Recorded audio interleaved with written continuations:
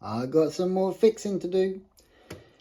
This, when plugged in, light power's on, but the power button roasted. So I'm gonna have to take this apart, have a look in here and see what's going on underneath. It might need a new switch, I don't know.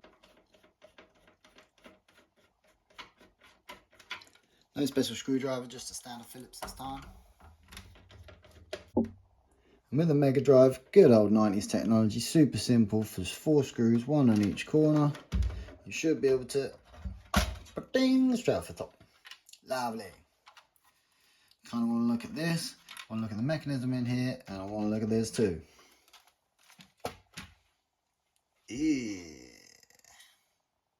Needs a good clean, baby. You know the one. Try and get the good stuff. To be fair, still does the same thing. Get a load in there.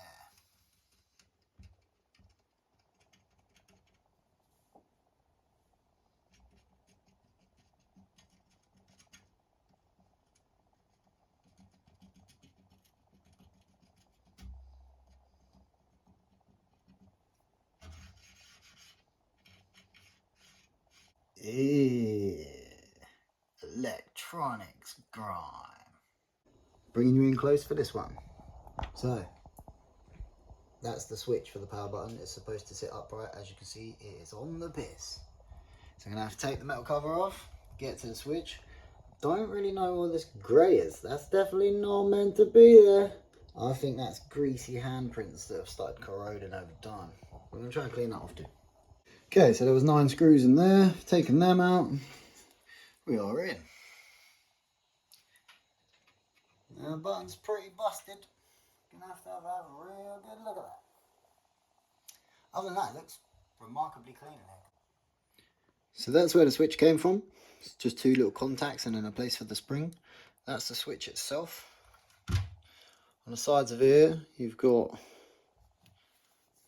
small little pieces of metal you can't really see, but they're contacts, and they have a sliver of metal in the switch on the board, and the sliver of metal goes into there like that. Ba-boing! So on the switch itself, this side is a little bit beaten up. I'm going to spread this back out a bit. Wait, don't fall out. Got it on the end of my tweezer, see? Pachow. It's not going to focus, let's face it. But yeah, I'm going to put these little metal contacts back into the switch properly. See if I can't seat it properly back onto there. But I may just need to buy a new switch. We'll find out. Investigation's complete. Let me grab my little pointies. This is the switch. On this side, where you can see these 2 little fins sticking out, see the fins, fin here, fin here. That is where this little part of the side of this shroud, because that's basically a blue spindle with a black shroud on it. As you can see, it's moving up and down. That shroud can come off, and it's supposed to have one of these on either side of it, so that when it comes in here, where are we? When it comes in here, it can clip over in between that bit and on the other side, on here. I'm of the impression that that switch is actually going to be fine. It just needs a black shroud bit that has these wings on both sides of it. So what I'm going to do is I'm going to buy a new switch. You can buy replacement switches of these. Normally what happens is when they turn up, that blue bit, the spindle,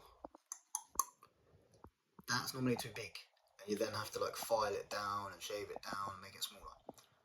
I'm just going to buy a new switch and swap this black shroudy bit with the wings on, clip that in there, flip the wings round over the bottom of the switch, and then try it.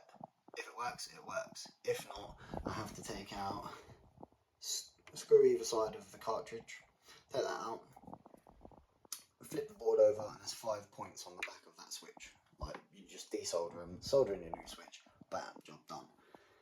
But first, when I get the new switch, I'm just going to try swapping that black shroud, putting that back in there, reseating it, and seeing if it works. Fingers crossed, that'll work. It'll save me soldering. If not, I'll take that out, flip it over, desolder the points, solder in the new switch. Jobs are good. Well, at least I now know what the problem is. Thanks for watching the video. I will come back to this and fix it in the future once I've got the new Switch. Be sure to check out my other videos if you like retro gaming stuff. Have a ganders. Check out my whatnot link as well, because you can get yourself a free credit between £10 and £200 when you sign up using my link. And when you buy something, I'll get the same amount of free credits. I mean, free retro gaming stuff. Well done. So yeah, I'll come back to this in a future video. Big ups for watching. Nice one for tuning in. And I'll see you next time. Ooh, it's better than sex.